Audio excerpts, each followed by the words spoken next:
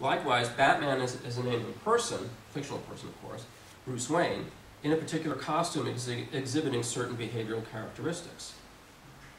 Since Eddie isn't an object like Lumpy, the two don't compete for the same space. Eddie, while he exists, takes up the same space as Lumpy because Lumpy is his objective constituent. He isn't a different object from Lumpy because he's not an object, he's a phase. When you squish Eddie, what you do is deprive Lumpy of the properties that make it Eddie. The particular shape you christen when you name your statue Eddie, that's the property that you deprive Lumpy of. Eddie ceases to exist when Lumpy ceases to have a particular property. But since having that particular property, that shape, isn't an essential feature of Lumpy, lumps of clay as such need not have any shape in particular. Lumpy can survive the loss of shape and hence the destruction of Eddie. Since Batman is not a person like Bruce Wayne, they don't compete for space either.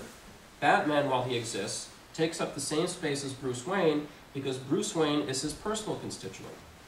He isn't a different person from Bruce Wayne because he's not a person. He's an alter ego, which I think of as a particular kind of phase.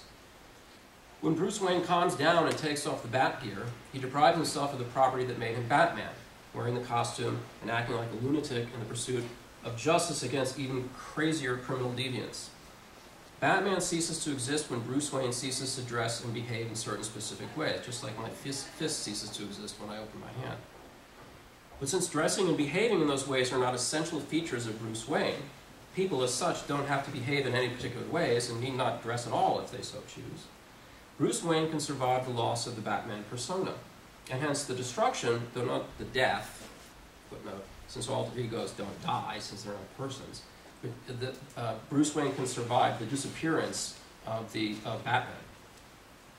Exactly analogous things can be said about the relations of water, ice, and steam to their constituent H2O molecules, of ermines to stoats, fists to hands, paper airplanes to the paper they're made of, etc., etc. Any object has many phases, many property slices, has as many phases or as many property slices as it has properties and combinations of properties. And any of these phases may be singled out as the extension of a general term or the referent of a name, depending upon our purposes and interests.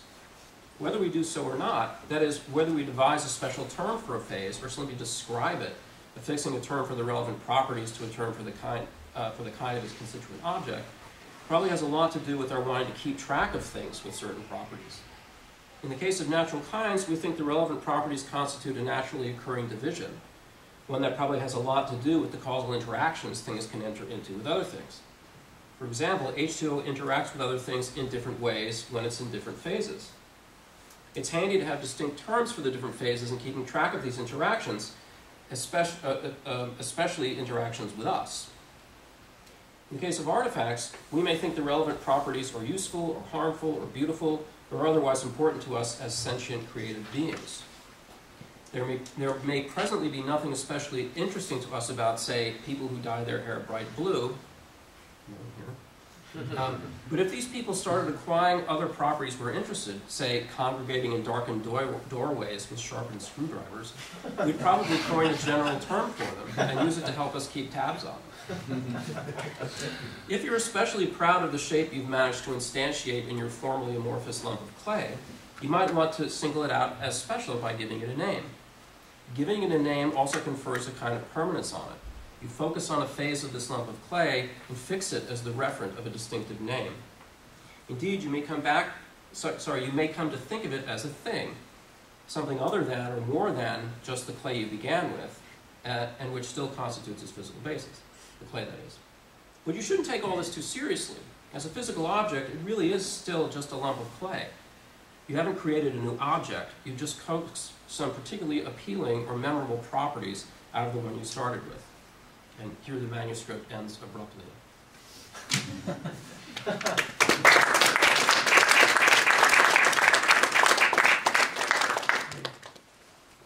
So it's a short paper. Do you want to field your own questions? Actually, I'll field the questions. Oh, you want to field? If you'll let me. Dr. Robert. Okay. I have a reason for that. I'll tell you. Questions, Professor Udell.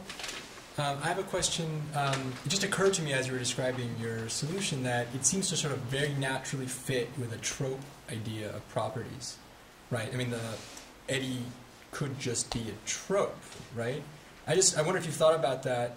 And well, tropes are properties, and I don't think eddy is a property. I see. But it's a trope is a property that is sort of physically present and is. Well, a trope is a property that is unique to the object that has it. So the trope theorist would say that.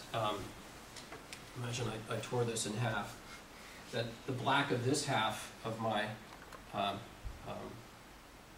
university sweatshirt is a different color from the color of the other half. Mm-hmm. Well, no, they're both black, they're the same color. No, says the trope theorist. Tropes are particulars, they're not universals. Right. So this, I think, is consistent with any way of thinking about properties. Okay, so yeah, it's independent. It's basically I don't think it's at least, I'll have to think about it, but it doesn't seem to me that it's committed to tropes as right. opposed to instances of universals. Right, and whether or not it's committed, I mean, the other question is just, even if it's independent, if it sort of more naturally grows with tropes, but it sounds like you don't think so. I don't think so. I mean, maybe you're right, I'll have to think about it, but Mm-hmm. I wasn't thinking so when I was writing it, and it's probably because I don't really like tropes. Yeah, on the issue of the personas, it seems to me kind of arbitrary to say that Bruce Wayne is equivalent with the organism, but Batman isn't. If you separate the two, when he becomes Batman, Bruce Wayne ceases to exist as a persona. Well, Bruce Wayne doesn't cease to exist. Right, Well, those in the then know you're think saying when the Batman drives by, Alfred says, "Oh, there goes Bruce being Batman again." And the thing that started, the original thing that started me thinking about this stuff is this paper by a woman named Jenny Saul, who says, well, look, here's an interesting thing. If Superman and Clark Kent refer to the same thing, then you should be able to stick them in for one another in certain kinds of contexts without changing the truth value of the sentence. So one of her examples is Clark Kent went into the phone booth and Superman came out. True. Clark Kent went into the phone booth and Clark Kent came out. False. It's not Clark Kent, it's Superman. And I have similar kinds of intuitions about whether you can substitute. And my solution to the problem, because there's no words like believes or knows or necessarily or any of these words that usually make what are called opaque contexts. My solution to that problem is, well, Superman and Clark Kent, these names don't refer to the same thing. They refer to alter egos of the Kryptonian guy, Kal-El. So it's like a character he made for himself. So it's like RuPaul and Andre Charles. I actually sent the paper to RuPaul, never heard back. I used it as an example in the paper. So well, now I think RuPaul and Andre Charles have sort of merged. But at the time, you'd say, well, yeah, there goes RuPaul. It's also Andre Charles. But if he's out of drag, there's at least some temptation to say, no, that's not RuPaul, that's Andre Charles. RuPaul's the character he plays.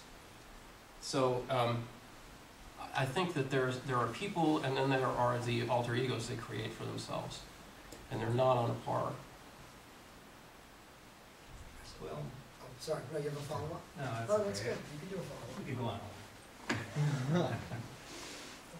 Okay, Okay. if you reconsider.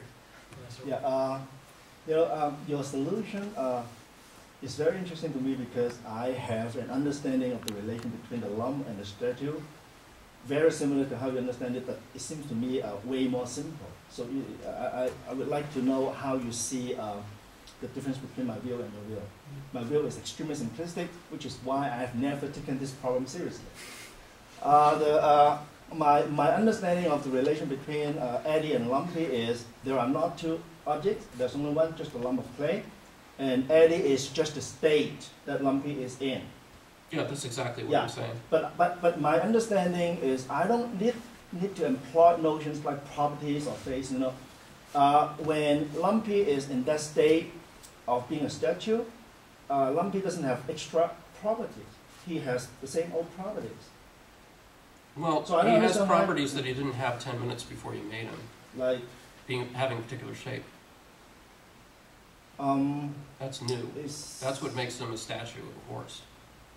well, let's I think say we are that actually this, thinking of it in the same way, because I also think of phase as also a state of affairs. Mhm. And I don't think you can get away with just saying it's a state. Okay, what's a state? Well, one way to think about a state is an object having a property for a time. Right? I mean, I could have said all this with saying it's just in a state, but what does it mean to say that it's in a state? What does it mean to say that that collection of H2O molecules went from one state to another? Well, its properties changed. I'm not sure that you need to talk about properties here, because you can just talk about the configuration of parts or constituents of that thing, right? Well, configurations, I would think, are kinds of properties. When we talk about the configuration of H2O molecules when they go from a liquid to a solid, we're talking about whether or not they can slide past each other easily. Right, so you lower the temperature of the water, and then the forces of intermolecular attraction overcome the energy, and they get stuck. Well, that's a different property. But let's use the hand as the example. Okay. Right? If now my hand is in this state, now it's in this other state, which I call a fist. Mm-hmm. If I'm asking this question, when my hand turns from this state to this state, has it acquired any new properties? My inclination is no. It has the same old properties. It's just that it's in a different state now, right? So if you want to ascribe, if you want to say there are some new properties that my hand has now, what are those properties? Well, my fingers have new properties. They're in a different position. From the Maybe we position they were understand before. properties differently. I'm sorry? Maybe we understand the notion of property differently. Maybe this is just word with difference, I don't know. Maybe. I mean, I agree with you. I think the more I thought about this, the more I thought this is a tempest in a teapot. The solution is in some ways so obvious, Yeah. right? The reason you can destroy the paper airplane without destroying the paper is that a paper airplane is just a piece of paper that's folded, and if you unfold it, you don't duh, right? But philosophers like to belabor the obvious and get all confused about things. But it is initially sort of puzzling. Right? Well, here's the statue, and it's made of clay, and there's one thing there, but you can destroy the statue without destroying the clay. That's a little weird. So, okay, so maybe the statue isn't a thing, or maybe it is, but there's two things there. Well, that's nuts. Yeah, what do we say? And I think actually, when you think your way through it, if you can stand it, what you get to is something very much like what you were saying, and it's really not terribly sexy. Which is why you have to come up with terms like phases and talk about four-dimensionalism. I think I agree with you. The problem has a very simple solution, but look for it in literature, you won't find it. Yes. Unless you publish it. I have one. Yeah. Only if you're done. No, I'm done. Okay. I was just wondering, at what point do you decide that, at what scale do you decide that something has certain properties? And we'll take, for example, the idea of water.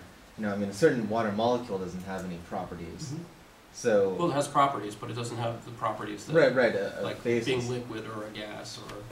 Right. So how do you decide at what level something has a certain set of properties? Well, in the case of arbitrary? water and its liquidity or solidity or gaseousness, that has to do with the relations between the molecules. So you need, I don't know whether 2 is enough, but you certainly need more than 1 in order to have relations among molecules. All right, so a single molecule of water is not a liquid. Right. Or is it a solid? I don't think. No, it's not a solid. It's not a gas. You have to have I'm trying more to think what it than would be here. more But, than yeah. 2 probably in order to get that, because these are descriptions of the state of aggregates. Yeah. So then the problem is, let's say that you have all these things and you take, you start replacing the old molecules with new ones. Mm-hmm. Then you still have the same state, but then Right, but the old you've molecules are. got a different clump of molecules. Right. So then you would have to say that that's not even a different state or anything. That's just a new thing. Right? It's a new collection of molecules in the same state. That makes sense.